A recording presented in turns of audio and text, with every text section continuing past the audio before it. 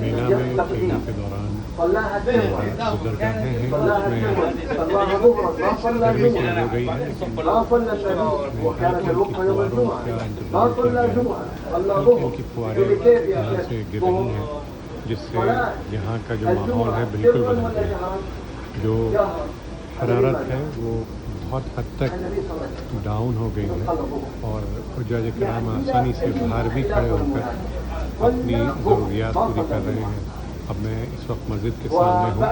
यहाँ पर वो मुफ्ती जो आपको हज के अरकान बता रहे हैं वो अंदर बैठे हुए हैं, हम लोग बाहर खड़े हैं, लेकिन फुहारों की वजह से बाहर खड़े होना भी बहुत आसान हो गया। यहाँ खड़े होकर भी गर्मी नहीं लग रही।